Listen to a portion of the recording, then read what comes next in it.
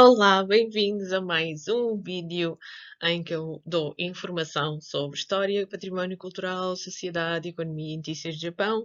Também dou dicas para viajantes, quer estejam em turismo ou intercâmbio, e também faço uma introdução aos estudos japoneses de forma acessível e prática. Há outros vídeos neste canal, mais com conferências, uma coisa mais assim tipo análise social e tal, mas este vai ser sobre alojamentos no Japão. Este vídeo faz parte de uma série de vídeos que são um top 10 ou são um roundup de 10 coisas. Portanto, se vocês tiverem curiosidade em saber mais, sigam este link aqui em cima. Este tipo de formato pareceu-me ser mais acessível, pareceu-me ser mais fácil de consultar e também exigiu da minha parte bastante seleção, porque quando a gente pensa que tem assim um número limitado de coisas para mostrar, a gente tem que fazer alguns critérios de seleção.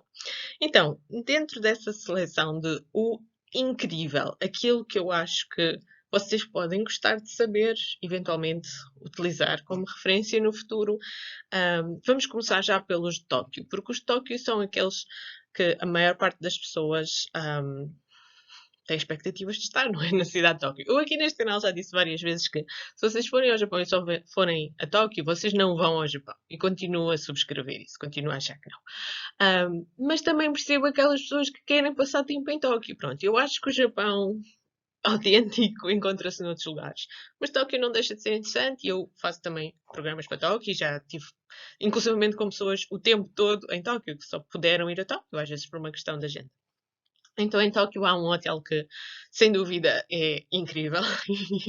E por incrível nisto é pouco, que é o Hotel do Godzilla. Toda a gente se refere àquilo como o Hotel do Godzilla. Ele não se chama o Hotel do Godzilla, mas toda a gente se refere a ele assim.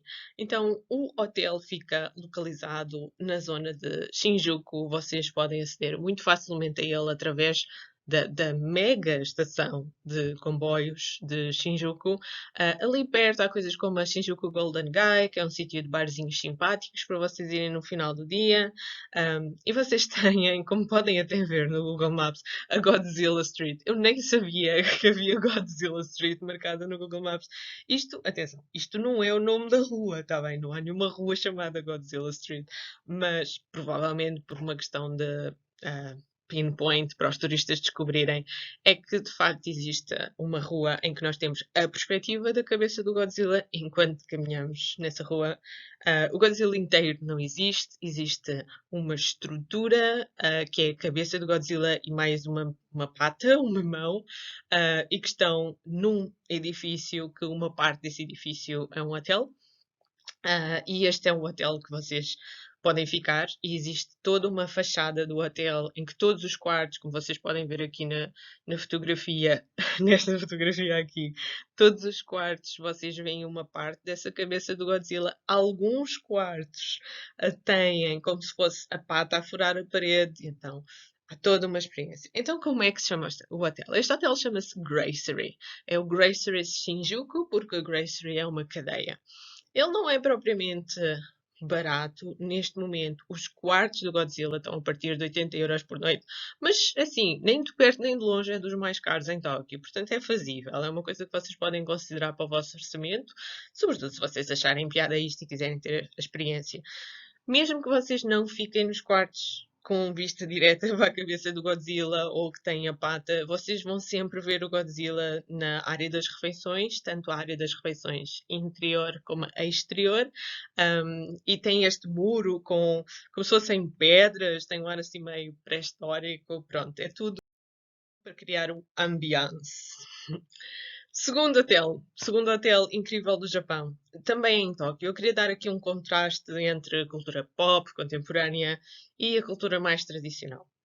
E também para chamar a atenção da necessidade de nós apoiarmos negócios pequenos que ainda estão nas mãos de familiares, que não são cadeias grandes e que estão a desaparecer. Ora bem, Tóquio era uma cidade cheia de ryokans. E nos últimos anos, claro que isto é uma coisa que foi sendo, não é paulatina, foi uma coisa sendo, evoluiu devagarinho, mas nos últimos anos viu-se a maior parte dos ryokans de Tóquio fecharam ou foram upgradeados, acham eles. Eu acho que perder os ryokans de Tóquio é perder uma parte muito importante da alma da cidade e é por isso que eu acho que Tóquio está tipo above salvation, já não é beyond salvation, já não é possível salvar uma série de negócios de Tóquio. Mas se vocês puderem ficar nestes ryokans familiares, eu acho que vocês vão estar a ajudar estes negócios a manterem-se no ativo. Este é um deles, é o Kamogawa, tem uma grande história e vocês podem ficar em quartos de todo o tipo dentro da tipologia ryokan. Portanto, no ryokan o chão é de tatami, as camas são feitas sempre, todas as noites novas, portanto são futons, eles depois são guardados no armário. E como qualquer ryokan, vocês têm acesso a banhos comunais, de água aquecida, etc. Portanto, é muito fácil aceder. O Kamogawa Ryokan fica em Asakusa, que também é um sítio muito central da cidade e que a maior parte das pessoas tem coisas para visitar e para verem Asakura. Então procurem, não é? Essa é sempre a minha dica, procurem fazer um investimento como turistas que também é responsável e sustentável e que também tenha em conta a comunidade que vocês vão visitar e como é que vocês podem fazer diferença de uma maneira positiva. Outra coisa gira do Kamogawa é que ele tem uma área de refeições aberta também para não hóspedes, portanto vocês podem ir lá tomar pequeno almoço, ir lá tomar almoço, mesmo que fiquem noutro sítio. E isto é sobretudo importante porque ele tem a opção de pequeno almoço ocidental, como vocês podem ver aqui, com ovos, fiambre, salada, pãezinhos, chá, café, leite, etc. E tem a opção do pequeno almoço japonês, que é esta que é mais completa. A maior parte dos alojamentos no Japão, sobretudo dentro destes preços, que não é uma parvoíce de preço, é acessível, não tem muito boas opções de pequenos almoços ocidentais. O Kamogawa também serve lanches e esta parte também está aberta ao público durante os lanches com doces tradicionais japoneses e a hora do chá. É uma boa ideia. Agora vamos à estadia digna de um daimyo. Eu não podia deixar de falar disto. Vamos voltar à ilha de Kyushu. Este é um projeto muito, muito giro. É um projeto que teve para abrir em 2020, acabou por abrir em 2021, por causa das circunstâncias que nós todos sabemos, enfim. Mas finalmente abriu. Durante os primeiros meses ele só teve convidados, visitantes convidados, portanto, pessoas que, sei lá, tinham websites grandes ou blogs grandes ou eram influencers com bastante presença internacional, ou internacional em geral, ou nos países específicos que este empreendimento procurava que o seu target fosse.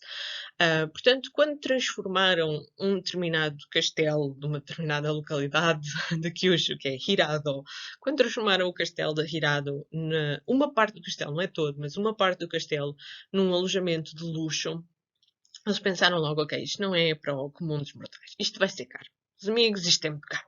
Quando foi lançado, é caro. Mas depende, lá está, depende do formato da vossa viagem. Se for uma coisa como, por exemplo, uma lua de mel, para criar uma experiência sem dúvida memorável, eu diria que isto é muito bom.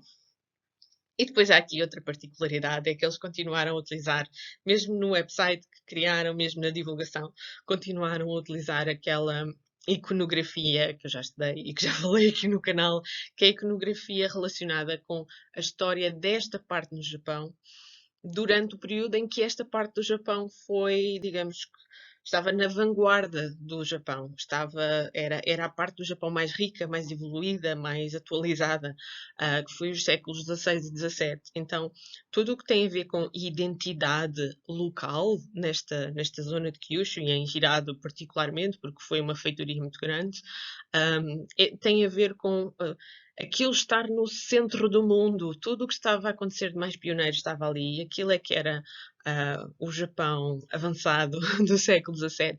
E a identidade e o forte sentido de orgulho regional reside nisso, e isso aparece numa série de arquétipos iconográficos, portanto, figuras, imagens, e esse grande banco de imagens vai sendo reutilizado e reutilizado e reutilizado em coisas como, não é brasões, mas pronto, monogramas que representam a prefeitura ou que representam o Hirado, ou neste caso, por exemplo, as imagens, toda a linguagem gráfica que foi utilizada para este website. É muito giro ver isso acontecer quando uma pessoa vem. Desculpa, tenho aqui uma coisa qualquer nos lábios. Quando uma pessoa vem, por exemplo, de um background de arte Namban, como eu, ver isso aparecer ali é muito giro. Então, o que é o espaço em si? Uma parte do Castelo de Irado foi intensamente modernizado e transformado num alojamento de luxo. Os arquitetos e designers responsáveis por isso, eu acho que eles fizeram um trabalho Hercúleo. Primeiro porque havia muitos problemas técnicos para resolver, das águas e das eletricidades e das paredes e não sei o quê. E depois porque o que eles queriam fazer aqui era respeitar a estética original. Portanto, fazer isto com o gosto, com até a sensação que teria a arte antiga, dos séculos XVI e XVII, respeitar o estado de espírito e a impressão estética que seria a original, não copiando os modelos originais. Mas há certas coisas, como por exemplo os desenhos na parede de cerejeiras ou ameixeiras, o desenho nas paredes de plantas em flor, que era uma coisa que originalmente teriam sido colocados biombos, mas este tipo de paisagens, trazer o exterior para o interior, era uma coisa que era usada nos castelos, mas normalmente através de portas de correr ou de biombos. Aqui foi na forma de uma pintura na parede. Mas estão a ver, eles tiveram isso em consideração, eles respeitaram também a história da arte associada a este local, apesar de estarem a fazer uma coisa super moderna, clean. A razão pela qual eu acho que isto é uma experiência incrível para, por exemplo, Lua de Mel, é que vocês são os únicos hóspedes. Isto é um castelo, portanto, isto é para alojar um daimyo, um senhor feudal, quando a sua entourage passa por lá. Eles nem sempre residiam permanentemente nestes sítios. Normalmente não residiam permanentemente. Então o que acontecia era que quando o daimyo e a sua família chegava, eles eram acolhidos por uma série de servos, eles eram tratados como lordes e passavam ali uma noite, 2 noites ou o que fosse, que eles precisassem de lá passar temporadas. E é também essa experiência que eles reproduzem. Então, quando vocês alugam esta estadia, vocês não são simplesmente clientes num hotel qualquer. Vão-vos buscar, vocês têm um chofer privado, depois vão-vos levar, recebem-vos na escadaria com uma vénia. O próprio espaço tem uma cozinha equipada para um chefe trabalhar. O chefe e a equipa toda de cozinha vai lá e faz uma refeição nível estrelas Michelin para vocês, só para vocês comerem naquela sala linda que tem uma parede cheia de pinturas de borboletas. É o máximo. É mesmo uma experiência imperdível. Outra coisa que eu gosto é o facto de que eles associaram à estadia no Castelo de Hirado uma série de programas culturais e um deles é precisamente sobre a história de Hirado do ponto de vista da relação com Portugal e da presença dos missionários e da história da expansão do cristianismo. Portanto, há uma série de pacotes, digamos assim, de fruição cultural da região que, por causa de alguns consultores que tiveram a trabalhar no projeto, incluem bastante do património de relação com Portugal. E eu acho que é giro. Pronto. É giro ver estas coisas andarem para a frente. Também inclui coisas muito, muito, muito, muito, muito nipónicas, como a cerimónia do chá ou a visita ao museu do clã Matsura, que é o clã daquela zona de Hirado e que já agora é um museu muito bom porque tem peças originais. Não é costume nos museus portugueses, desculpem, nos museus japoneses, as peças que estão em exposição serem originais. Normalmente são reproduções e as originais são guardadas no outro lado. Mas neste caso, no Museu Matsura, as peças são as originais e é um pequeno museu, porque é o museu da coleção daquele clã, daquela casa familiar, mas vale a pena ver. Irado fica, como vocês já devem saber, se veem os meus vídeos, se não, what vão ver. Hirado fica em Kyushu, nesta pontinha, pontinha de Kyushu. Kyushu tem muito mais para ver e muito, muito interessante. É uma das zonas, olha, é uma das zonas com maior potencial de desenvolvimento no turismo cultural e paisagístico no Japão neste momento. 4. Agora vamos sair do castelo, desse símbolo da civilização, e vamos para uma casa na árvore. Uma casa na árvore é uma coisa que está conotada mais, sei lá, com o lúdico, talvez, com o divertido, até com o infantil. Mas isto não foi um empreendimento nada infantil. Isto foi um empreendimento de uma parelha pai e filha que adoram a região de Okinawa, sul, sul, sul do Japão, e que queriam criar um modelo de alojamento plenamente inserido na floresta, através dos materiais que utilizaram para construir, através da sustentabilidade energética. Portanto, esta ideia da casa da árvore é a Treeful Tree House. Eles criaram a empresa Treeful Tree House. Neste momento já criaram mais do que uma casa na árvore, já criaram também a Aero House, que tecnicamente não é numa árvore. Mas este é um projeto muito interessante porque mostra como novas ideias na área do alojamento desenvolvimento com uma integração plenamente sustentável, ecológica, e também de desenvolverem sem prejudicarem nem o ambiente nem as comunidades locais, desenvolverem uma área. A sério, todo este projeto é lindo, as pessoas envolvidas são lindas, e se for um grupo pequeno de 4 a 6 pessoas, eu acho que vão ter uma estadia muito agradável nesta zona, e no parque natural no qual está inserida. Agora vamos para a outra ponta do Japão. Portanto, de Okinawa vamos dar um saltinho para o norte e vamos para Hokkaido.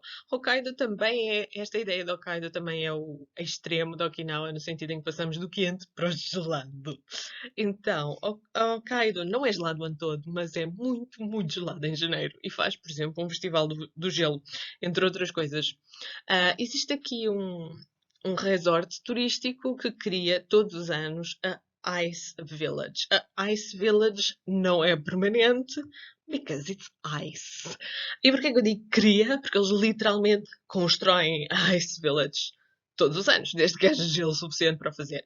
Então, não é difícil lá chegarem. O que é que acontece? Vocês têm que ir até Sapporo primeiro, porque normalmente as pessoas vão de Shinkansen até lá, ou até podem ir de avião, tem um aeroporto local, e vão até Sapporo, e depois vão de carro, alugam, por exemplo, um carro lá e fazem uma viagem de mais ou menos 90 minutos e vão ter a Ice Village. Ali à volta há muitas coisas para fazer e uma delas que eu vou mostrar aqui é Unkai Terrace. Porquê é que eu digo isto? Porque vocês em princípio vão pela estrada e a bifurcação para irem para a Ice Village pode ser a mesma bifurcação para irem para o Unkai Terrace. Então vocês recomendo darem lá uma voltinha antes.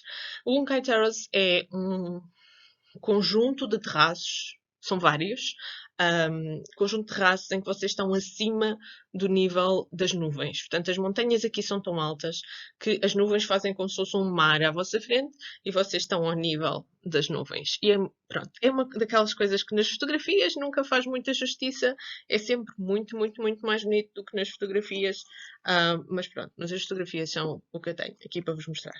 E estou a tentar mudar a minha luz, estou a ver que está muito escuro. Então, um Kite Terrace é uma coisa que eu recomendo vocês a passarem por lá. É uma coisa que vocês têm que pagar bilhete para entrar, mas tudo bem, mas acho que vale a pena, sobretudo se estiverem naquela zona. Voltando à Ice Village. Quando vocês vão para a Ice Village, continuam a ter várias coisas ali à volta para fazerem. A Ice Village é dentro de um resort que também tem um hotel mais convencional lá dentro. Vocês têm uma espécie de iglus, não são bem iglus como os iglus são, mas são quase iglus.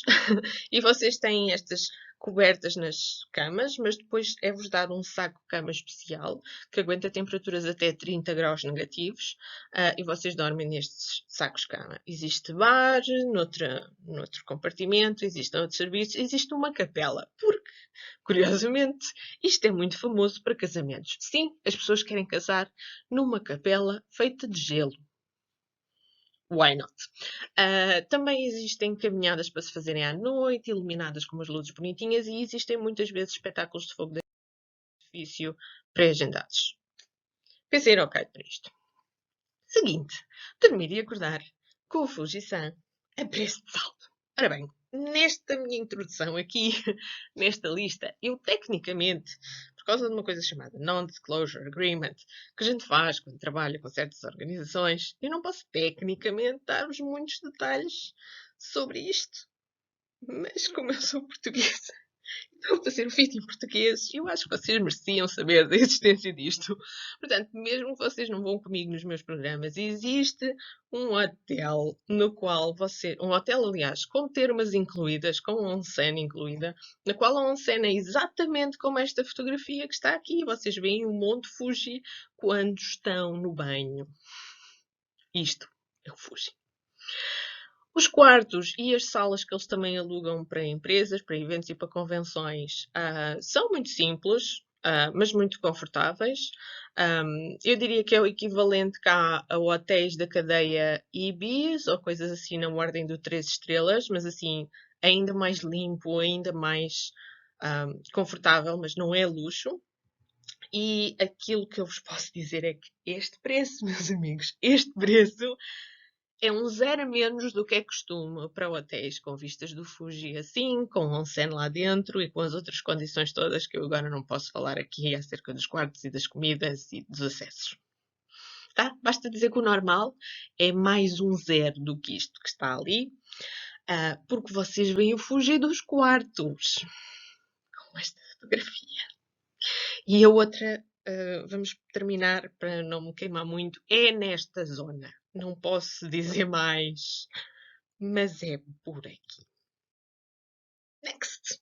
O hotel mais antigo do mundo. O hotel mais antigo do mundo tinha que estar nesta lista, porque é o hotel mais antigo do mundo. Então, a lista dos hotéis incríveis do Japão, este tem que lá estar. Eu não acho que ele seja particularmente incrível do ponto de vista da estadia no seu género. Ou seja, grandes ryokans de montanha, que são diferentes dos ryokans urbanos, muito diferentes. Grandes ryokans de montanha, criados assim, com muita antiguidade. Existem melhores, existem maiores, etc. Mas este é o mais antigo do mundo, por isso, yeah. Vocês podem voltar e dizer: eu estive no Japão, que foi criado no ano 705 depois de Cristo. Yeah. Portanto, tem 53 gerações de antiguidade, mais de 1300 anos no ativo. Inclui fontes vulcânicas conhecidas como o complexo vulcânico, ou furnas, deveremos dizer assim, de Hakuo. E um dos hóspedes ilustres foi nada mais, nada menos do que o Tokugawa Ieyasu. Já está. Todo o staff usa kimono. E só em 2017 é que foi instalada a rede digital, uma espécie de intranet, e só em 2019 é que foi instalada internet para os hóspedes. Eles valorizam ser antigos. Sim, a introdução de novidades aqui é muito lenta. Este sítio fica entalado no meio das montanhas, claro, como ficam sempre estes ryokans de montanha, porque eles usufruem das próprias imersões das águas termais, não é? Das águas vulcânicas. Ele tem banhos interiores, ele tem banhos exteriores, ele tem banhos nos quartos, ele tem banhos em todo o lado. Ele tem quartos grandes, ele tem quartos pequenos, ele tem quartos virados para o rio, ele tem quartos virados para a montanha. É tudo o que vocês quiserem e é lindo. Outro hotel que é num/um museu. Sim, este é um conceito difícil de gerir, mas é assim. Imaginem que há um museu de arte contemporânea que inclui peças dentro do edifício, peças fora do edifício, peças à beira do mar, peças nas montanhas, peças no cais. E tudo isso é também um sítio onde vocês podem ficar a dormir.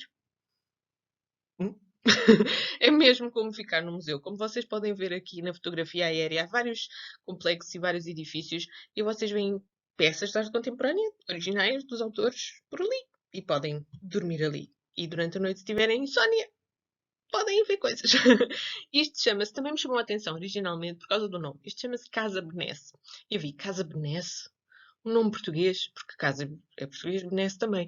E o nome português não é por causa de ser especificamente português que tem este nome, mas é uma curiosidade. Então, a Casa Benesse é a parte do alojamento do Museu de Arte Contemporânea desta ilha, Naoshima, que vocês podem aceder se vocês estiverem a fazer o percurso entre a zona Osaka-Kyoto e a zona de Hiroshima. Portanto, se vocês estiverem a ir a caminho de Hiroshima, vocês saem antes, saem em Okayama e depois vocês usam meios de comboios locais, um autocarro, para irem até à costa e depois vocês apanham um barco e vão até Naoshima. Portanto, o acesso não é básico, mas é possível. Isto é a meca dos fãs de Tadao Ando e afins, obviamente, da arte contemporânea. De facto, ele encomendou em 1992 que um colecionador de arte colocasse lá toda a sua coleção e depois, mais tarde, foi desenvolvida a ideia de estadia, isso veio a seguir. Mas, pá, está lá tudo. Jasper Jones, Paul Giacometti, Richard Long, David Hockey, Yves Klein, tudo. Até o Cristo. Que não é o Cristo. É o Cristo artista. Portanto, a ligação entre edifícios, arquitetura, paisagem, não se pode propriamente falar de urbanismo ali, e arte contemporânea é, assim, para amantes disso, isto é imperdível. Vocês podem sempre lá ir e não ficar lá, na estadia, mas têm essa possibilidade, embora não seja barata, como vocês podem ver aqui. 32.912 é qualquer coisa como 300 euros por noite, para ficarem aqui. Portanto, os quartos têm aquela vista lindíssima de vocês estarem numa ilha, não é? Marzinho azul. Durante a noite podem passear nestes sítios, ou de manhã muito cedo. Lá que é bonito é, mas também não é barato. Este É um hotel que eu vos queria muito falar. Conheço bastantes pessoas na área do desporto de natureza e dos desportos ciclismos e motociclismos e este também é imperdível. Porquê? Isto é um hotel muito diferente, até para o critério japonês, que é um bocadinho mais criativo nos hotéis, porque isto é um armazém industrial que já antes de ser reconvertido para o hotel era utilizado para correias, bicicletas, ciclomotores e tudo e mais alguma coisa dessa área, e foi reconvertido, mas mantendo a temática original. Portanto, vocês têm quartos como este, quartos normais, com caminhas, há os duplos, há os não sei quê, as casas de banho, as janelas, têm boa iluminação, bons equipamentos, higiênico, tudo. E depois começam a ver assim umas coisas estranhas, tipo, tem uma bicicleta na parede. Sim, porquê? Tem uma bicicleta na parede? Não, tem um suporte na parede para bicicletas. E vocês podem lá pôr a bicicleta. Então a ideia é, se vocês andarem a fazer um circuito de bicicleta pelo Japão, ou se vocês alugarem bicicletas naquela zona, vocês têm uma super, hiper completa oficina de bicicletas, com técnicos lá dentro, e vocês podem pôr a bicicleta no quarto e vocês podem descansar lá. Se precisarem que a vossa bicicleta fique a fazer reparações de um dia para o outro, é o ideal, ficam lá. Onde é que isto fica localizado? Viram no mapa anterior que eu recomendava saírem em Okayama e irem por Naoshima. Se vocês continuarem essa linha na direção de Hiroshima, isto fica mais ou menos a meio. Portanto, vocês saem ali naquela zona de Onomichi. Onomichi era uma zona muito industrial. Tinha um estreito e os barcos de carga descarregavam ali. E depois onde tem esta linha zigue-zagueante azul, é a linha de um canal de carga e descarga. Então aquela zona de Onomichi tem muitos armazéns destes. E este foi brilhantemente convertido em hotel. Chama-se U2 Cycle. Lindo. Ele também tem umas vibes assim de arte contemporânea. Também tem assim um ambiente que puxa um bocado ao anterior da Naoshima. Por dentro ele parece bastante escuro, só é iluminado por iluminação artificial. Mas isto é porque os quartos depois têm as janelas para fora. Portanto, por dentro continua a ter este ar de armazém. Outra das coisas que tem lá dentro, para além da oficina de bicicletas, tem uma loja de produtos locais, um ar muito cool, hipster, aliás. Depois tem uma padaria, que é raro no Japão, mas é assim, se vocês vão andar de bicicleta podem bem comer hidratos de carbono. A lógica do japonês é essa, comam pão, vão queimar aquilo tudo. Tem uma padaria com fornos a lenha e tal. Não é costume haver boas padarias com fornos a lenha no Japão, mas esta tem lá dentro. Tem lá dentro muitas coisas para além dos vossos próprios quartos. Portanto, vocês podem tratar de uma série de assuntos e necessidades. Por fim, nesta lista, desculpem voltar ao mesmo, mas o sul do Japão é especial. O sul do Japão é especial, eu acho que é porque as pessoas são mais criativas ou simplesmente têm que ser criativas quando têm que encontrar soluções para os problemas. Então, nesta zona do Japão, entre Nagasaki e Hirado, havia toda uma noção de que a relação do Japão com o resto do mundo começou ali. E também havia a memória histórica passada de geração em geração de que os produtos da Europa, em particular da cultura europeia erudita, entraram no Japão através dali. Então, quando alguém pensou, não sei bem quando é que foi, mas deve ter sido em meados dos anos 90, quando alguém pensou, vamos criar um parque temático dedicado à Europa dos séculos XVII e XVIII, daquela altura em que esta zona do Japão era a porta de entrada das ideias europeias e da arte europeia e da cultura erudita da Europa, a porta de entrada de tudo isso para o resto do Japão. Vamos criar um parque temático com isso em mente. E criaram. E criaram o Ostenborg. Acho que é assim que se diz. Porque é holandês e eu não sei holandês. Então, o Ostenborg, perdoem-me os holandeses que sabem as coisas que eu estou a fazer, é realmente um parque temático. Mas depois entrou a especulação imobiliária e a ideia de que, epá, isto vende. Então o que é que eles fizeram? Alargaram o parque temático com uma cidade inteira. Então aquilo tem hotéis, tem investimento imobiliário, portanto tem bairros de casas com ruas, bairros e bairros, casas e casas unifamiliares, vivendas, quase como se fossem subúrbios à la norte-americana, no sentido em que os quarteirões são grandes e tem muito quintal e tal. Então tem uma zona de subúrbios, de casas unifamiliares e de ruas, de comércio local e tudo mais. E depois tem a zona dos hotéis, e depois tem a zona do parque temático, com roda gigante, com canais para andar de barco, com entretenimento, com muitos comes e bebes e tal. E é tudo, esta área imensa. Tem uma própria estação de comboio, que se chama Oostenborg. E entre elas estão 2 hotéis importantes. O Rena Hotel, que muitas mais pessoas veem o Rena Hotel referido do que o Hotel Europe. O Rena Hotel é aquele hotel famoso em que as pessoas que estão na recepção não são pessoas, são robôs, e um deles até está vestido de dinossauro. Pronto. E toda a gente diz que dentro da lista dos hotéis mais incríveis do Japão devia-se falar do Rena Hotel. Está bem, está aqui, o Rena Hotel. Mas o que eu acho que é mesmo interessante é o Hotel Europe, por causa dele ser no Japão e, no entanto, ser como é. Isto, vejam, isto é em Nagasaki. Exatamente em Sasebo, é mais perto de Sasebo. Tudo, meus amigos. A arquitetura, os canais, os barcos, os músicos que tocam quartetos de cordas, os quartos de hotel, a louça na qual é servida a comida. Tudo é como se vocês estivessem algures ali no século XVIII europeu. É muito estranho, porque vocês estão em Nagasaki. Olhem para esta extensão. Olhem os bairros das casinhas com canais pelo meio. Isto é um máximo. É lindo do ponto de vista cultural e antropológico. Também há as tulipas, também há as praças, tá, tudo.